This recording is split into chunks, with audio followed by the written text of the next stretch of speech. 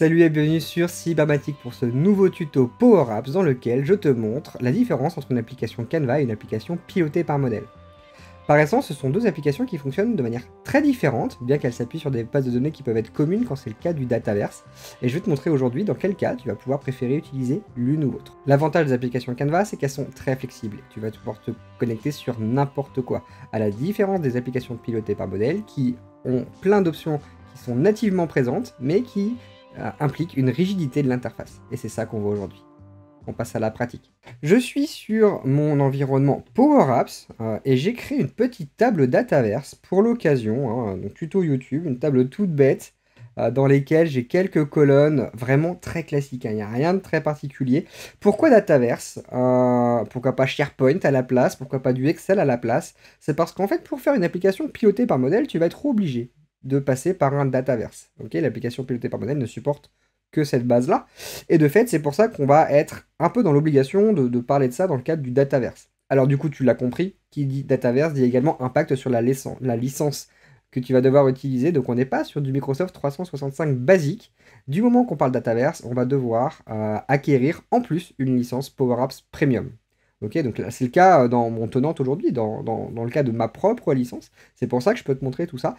Si tu n'en as pas, potentiellement, tu ne pourras pas créer d'application pilotée par modèle et tu ne pourras pas utiliser le Dataverse. Une fois que ça c'est dit, donc j'ai effectivement cette base Dataverse, donc j'ai une petite vidéo que tu peux regarder pour rattraper si tu n'as jamais créé de base Dataverse, si tu ne sais pas ce que c'est qu'une vue, si tu ne sais pas ce que c'est qu'un formulaire, n'hésite pas à te référer à cette vidéo-là. Mais une fois que tu as cette base Dataverse, deux choix se posent à toi. Je crée une application Canva ou je crée une application pilotée par modèle. On va faire les deux.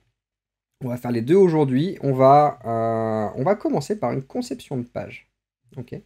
Conception de page veut dire que tu ne crées pas une application pilotée par modèle. Quand tu fais une conception de page, tu vas créer une application Canva qui est relativement guidée par Microsoft dans son interface. Là, je vais prendre le cas du coup d'une base Dataverse. Ok, donc quand on clique sur cette application Dataverse, on va pouvoir rechercher la table qui nous intéresse, celle qu'on a créée, et je vais pouvoir choisir YouTube et créer cette application à partir de la table Dataverse, exactement comme je le ferais d'habitude avec une base SharePoint, une base SQL, une base Excel ou n'importe quelle base à laquelle je me connecte.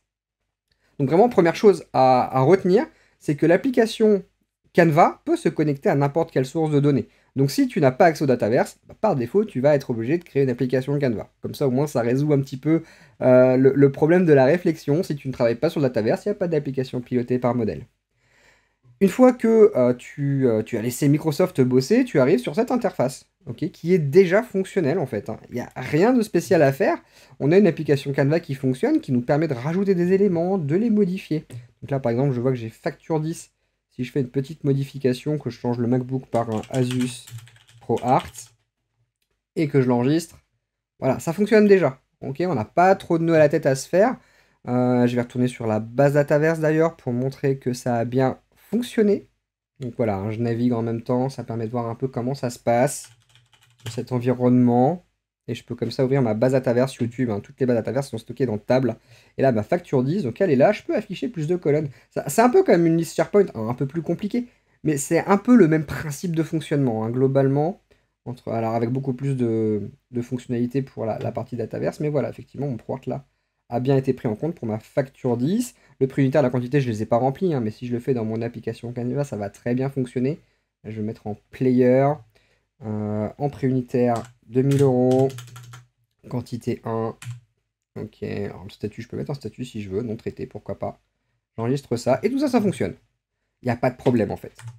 Alors, toutes les Power Apps sont nativement faites pour fonctionner avec du Dataverse. Ça veut dire qu'une application Canva est extrêmement efficace quand elle travaille avec du Dataverse, probablement plus qu'avec d'autres bases de données.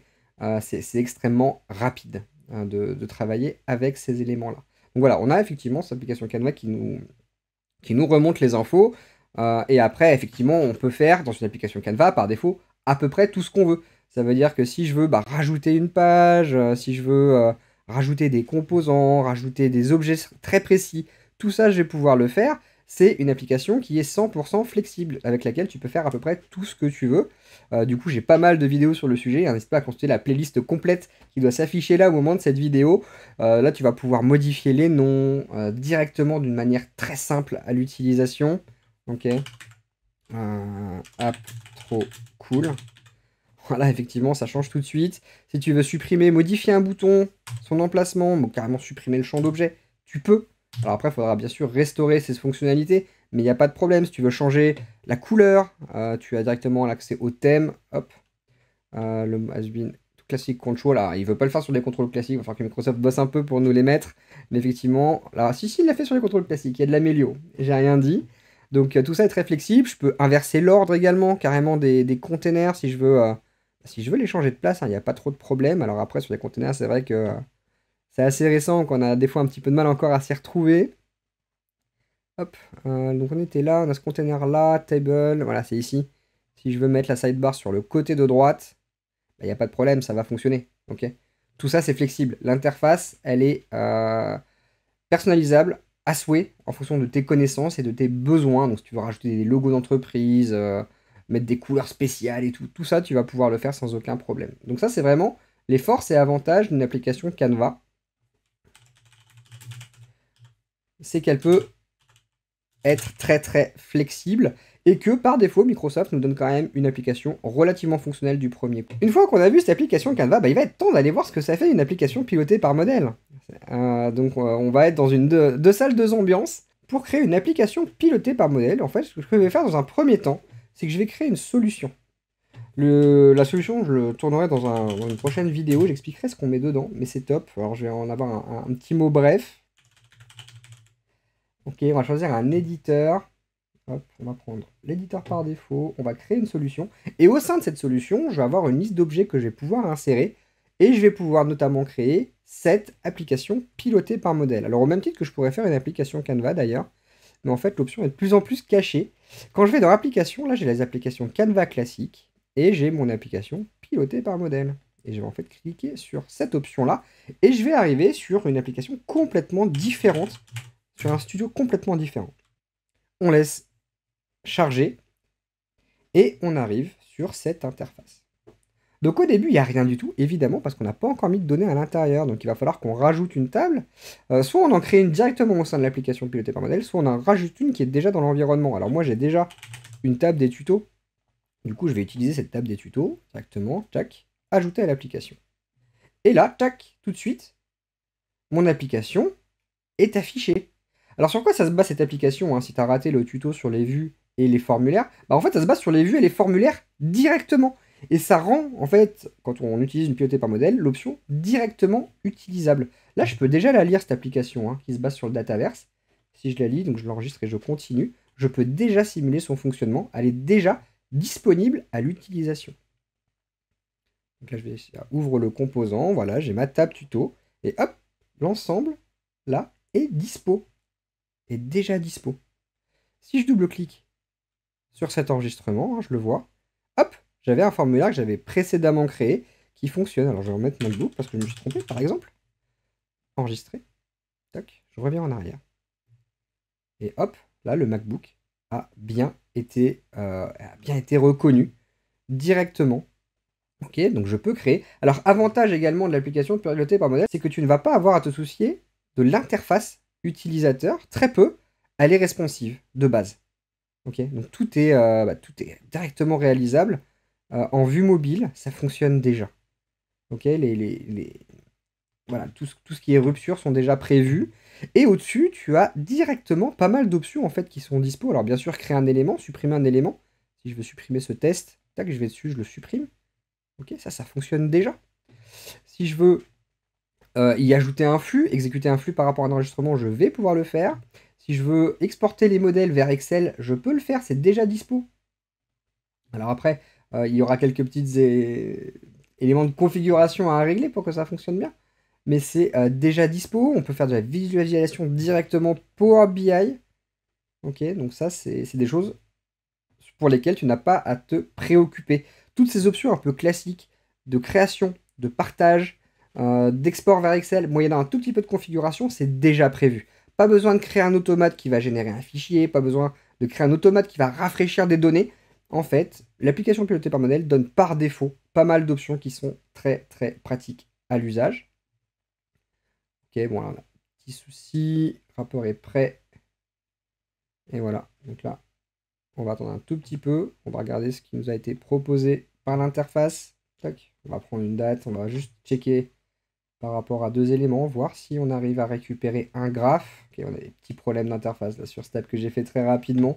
Mais voilà, on partagera hein, à travers des tutos futurs hein, comment on traite l'ensemble de ces fonctionnalités. Et ça, c'est vraiment super pratique parce que du coup, il n'y a pas de problème d'interface, il n'y a pas de problème de où est-ce que je mets mon bouton. En fait, c'est déjà préconfiguré quand tu fais correctement tes vues et tes formulaires.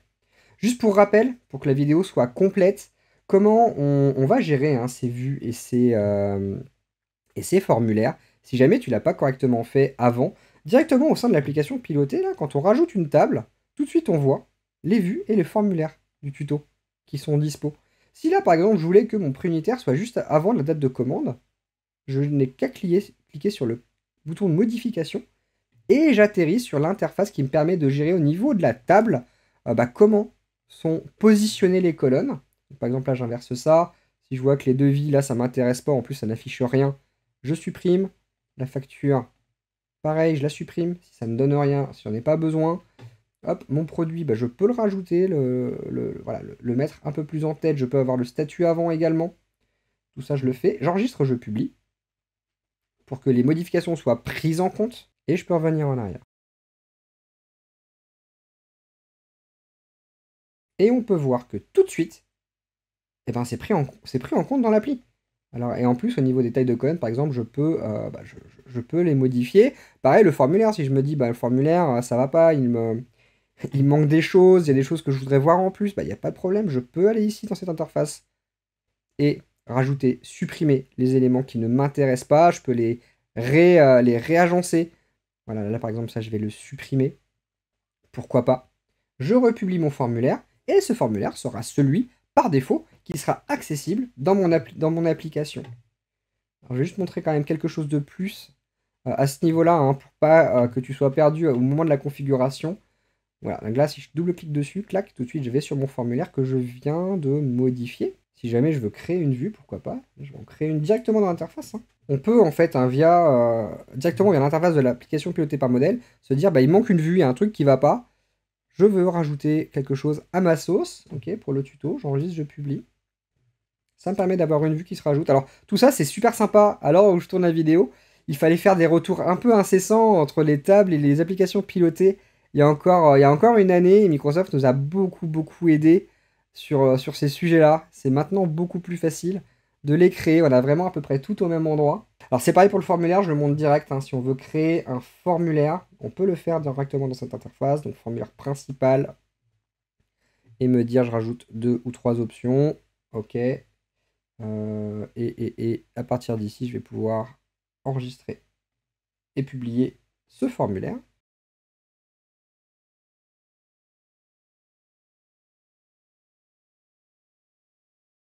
Voilà, je vérifie. Alors là, ça ne l'a pas créé tout de suite.